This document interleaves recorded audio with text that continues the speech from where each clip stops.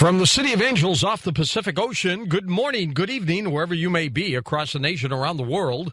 I'm George Norrie, and welcome to Coast AM. Later tonight, yep, those open lines. Now, you know, we're not all too happy about the Federal Reserve, are we? But they control the money, so we got to make do, at least for now. Federal Reserve Chairman Ben Bernanke made a case for the central bank to take new steps to boost economic growth, arguing that inflation is likely to remain below the Fed's 2% goal, and the economy is on a course to grow way too slowly to bring down unemployment.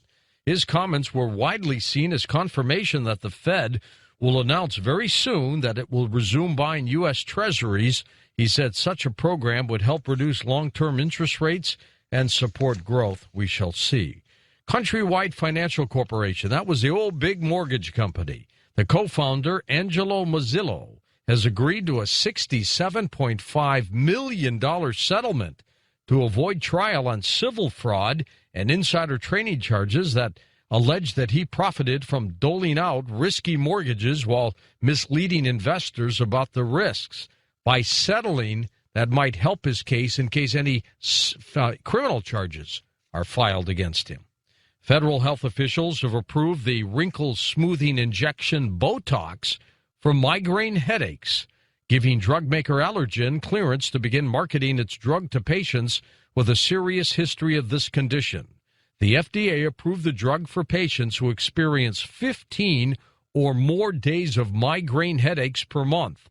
Allergan, which specializes in beauty and eye care drugs, said roughly 3.2 million people just in the U.S. alone have chronic migraines. For the new use, doctors are directed to inject patients in the neck or head every 12 weeks to dull future headaches. Cancer is a man-made disease fueled by the excesses of modern life, according to a study of ancient remains. Tumors were rare until recent times when pollution and poor diet became issues. A review of mummies, fossils, and classical literature says that's the case.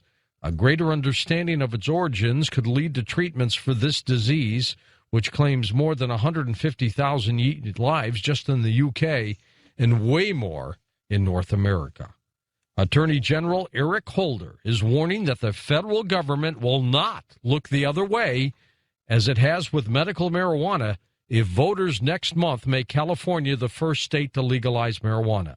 Marijuana is illegal under federal law, which drug agents will vigorously enforce, he says, against anyone carrying, growing, or selling it. And now, how about this? In Grand Rapids, Michigan, Chad and Barbie Soper, their 3 kids, were born on 888, 999, and 101010. I can hardly wait for 11-11-11 and 12-12-12. We'll check in on them. There are reports that a UFO showed up over a small town in China. The town has disappeared. All this has been going on during the recent episode over New York and elsewhere. Up next, retired Air Force officer Stanley Fulham joins us. His book, Challenges of Change, where he suggested that just a few days ago, a massive UFO display over the world's principal cities, and you know what? He might have been right. He's next on Coast to Coast AM. And welcome back to Coast. I'm George Norrie. Fascinating Friday night for you. We've got lots going on. October 13th was the disclosure date where mankind will have no doubt that aliens are among us. This according to a book by the former NORAD officer Stanley Fulham. His book is called Challenges of Change. He suggested that on that date there will be a massive UFO display over the world's principal cities. Well, there might have been, not over every city, but a lot. He predicts that the aliens will neither land nor communicate on that date, that they are aware from eons of experience from other planets in similar conditions that their sudden intervention would cause fear and panic. Here's Stanley Fulham. Stanley, welcome to the program. How are you, sir? Yes, good evening, George. Tell me a little bit about you in the background, the NORAD experience. This is very important to set the stage for this story. Yes, well, actually, I served with the Royal Canadian Air Force during the Second World War in Bomber Command. And I was shot down in 1943. I was taken prisoner And I was held in various prison camps along with British airmen and American airmen, Canadian, and so forth. And then we had our first experience with a UFO sighting in July 1944 in Stalag 357 in Poland. And at the end of the war, I was released, and I went to university. I worked for British United Press, and I did many other things. And then I returned to the Air Force, but not as a flyer. I returned as a fighter controller in Norad. And and there I had the experience of I would say my second experience with UFOs. And if you wish, I could tell you about that. Sure, absolutely. Go ahead. Well, one night I reported for duty as a duty controller on the midnight shift.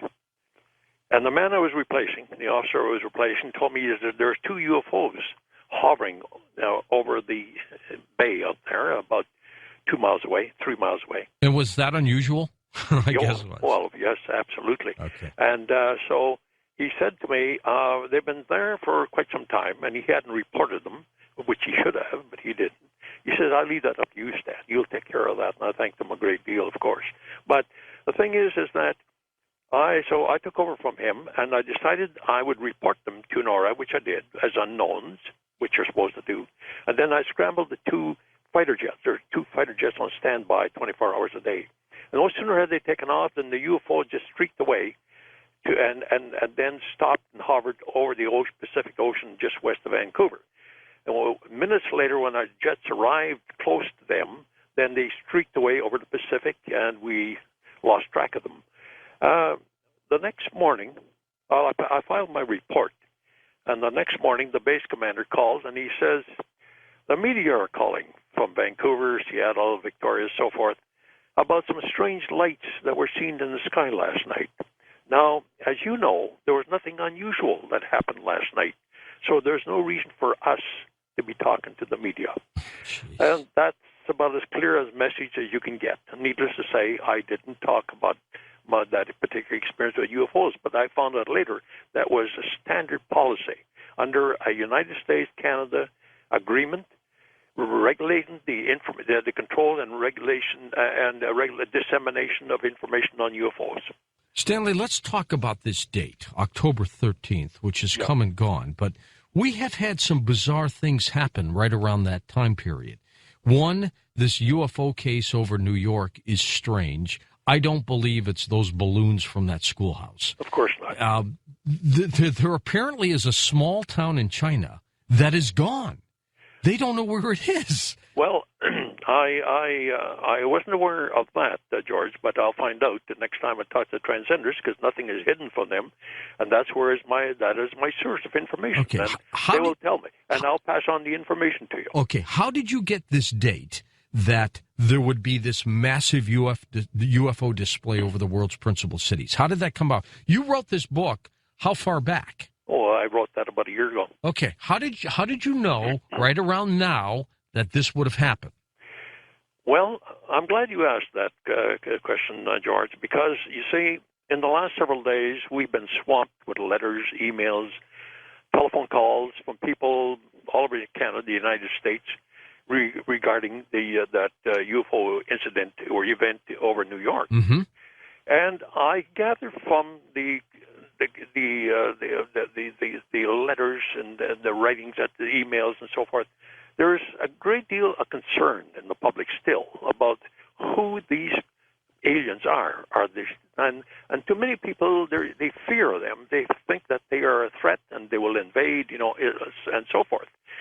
Well, unfortunately, I have no staff because we self-published the book, through my son's company. All right. So I don't have a staff to deal with all these calls, pardon me, and Sure. This sort of thing. So I can't spend the time with these people. I understand their concerns, and there is probably some of your listeners here tonight that wrote to us and emailed us and this sort of thing, and my apologies, but you must understand we just can't cope with things. But I understand the concerns.